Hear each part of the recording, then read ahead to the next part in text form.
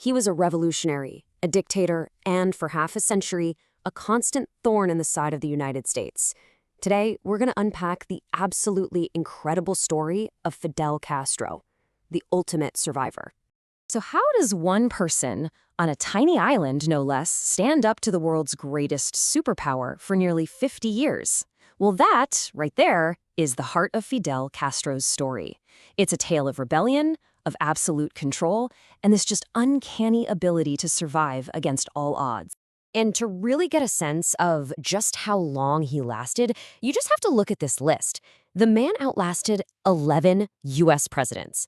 Think about that. From Eisenhower, who cut ties with him, all the way to Obama, who tried to bring them back.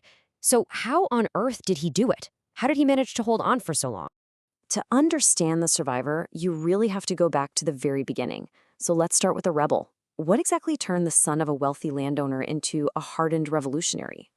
You see, Castro didn't start out as a guerrilla fighter. He was actually a lawyer. He believed in the system enough to run for Congress, and he even tried to legally challenge General Batista's military coup. But the courts just shut him down. And for Castro, that was the moment. He decided the legal path was a complete dead end. The only option left on the table? Revolution. So his first move was this daring, you could almost call it reckless, attack on the Moncada army barracks. Now, militarily speaking, it was a total disaster. His forces were just crushed. But here's where things get really interesting. That defeat, it was actually a brilliant political victory. When he was put on trial, Castro chose to defend himself. And for 4 hours, he didn't just argue his case. He turned the tables and put the entire Batista regime on trial. That speech, which ended with those famous words, "History will absolve me," it literally became the blueprint for his revolution and the founding document for his July 26th movement. After prison, Castro's big comeback almost ended before it even started. When he landed back in Cuba in '56, his tiny force was ambushed. Only a handful of them, including his brother Raúl and Che Guevara, made it out alive. And from that tiny, defeated group, hiding out in the mountains, they somehow built an army.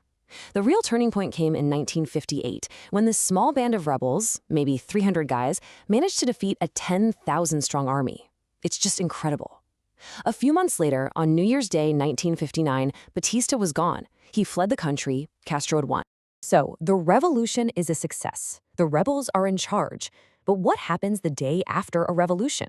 Well, Castro immediately started to completely reshape Cuba. And in the process, he made a very, very powerful enemy just 90 miles away. And this really gets to the core of Castro's complicated legacy. On one hand, you have these massive social programs that many Cubans absolutely celebrated, things like land reform and universal health care. But on the other hand, he just systematically dismantled democracy. We're talking a one-party state, no free press, and this network of neighborhood watch committees to spy on citizens. I mean, just look at the impact of their 1961 literacy campaign. It's truly one of the regime's biggest success stories. In a single year, they took the illiteracy rate from almost 25% down to practically zero. This, along with creating a national healthcare system, is a huge reason why he held on to so much support inside Cuba for so long. Now, the conflict with the U.S. spiraled really, really quickly. Castro seized American-owned property, Washington hit back with a crippling economic embargo, then came the CIA-backed Bay of Pigs invasion, and when that failed spectacularly, it was a massive propaganda win for Castro. It also pushed him to finally make it official. Cuba was now a socialist state, and its new best friend was the Soviet Union.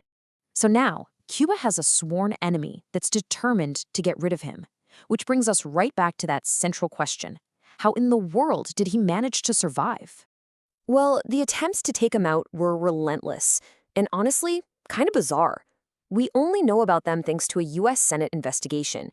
The CIA's plans included everything from poison pills and hiring mafia hitmen to some truly wild ideas. I mean, an exploding seashell?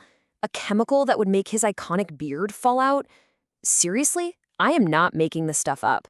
Now, okay, 638, that number might be a little inflated, coming from his own government. But the threat? Oh, that was very, very real. And Castro used it. He built this massive and incredibly effective internal security force. You know, living under that constant threat from the U.S. became the perfect justification to demand total loyalty and crush any and all dissent at home. But in the end, the biggest threat to Castro's rule wasn't some crazy CIA plot. It was something completely out of his control: the total collapse of his lifeline, the Soviet Union, in 1991. The economic collapse was almost instantaneous.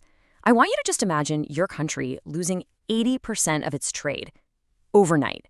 The entire economy just fell off a cliff. This kicked off a desperate time known as the Special Period, with massive shortages of everything: food, fuel, medicine, you name it. So how did he survive this? Castro did things he swore he would never, ever do. He legalized the US dollar, he threw the island open to foreign tourists, but at the same time, the state clamped down hard. It controlled the strict rationing of food and supplies.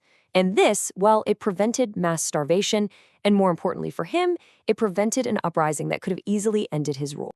So after nearly half a century in power, an aging and ill Fidel Castro finally stepped down in 2006, handing control over to his brother Raúl. And what he left behind is a legacy that, well, people are still fighting over to this day. You can really split the view of Castro neatly into two camps. On one side, he's the champion, right? The revolutionary hero who gave Cuba free healthcare and education, who stood up to American imperialism. But on the other side, he's the dictator, the tyrant who crushed all dissent, destroyed the economy, and denied his people basic freedoms. If you had to boil down his entire philosophy into just one phrase, it would have to be his famous rallying cry: Patria o muerte, fatherland or death. And that was the choice he presented from his very first battle all the way to the very end.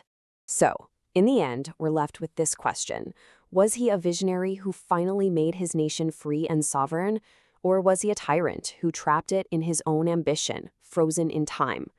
Look, there are no easy answers here, and the debate over Fidel Castro will probably continue for another 50 years. What do you think?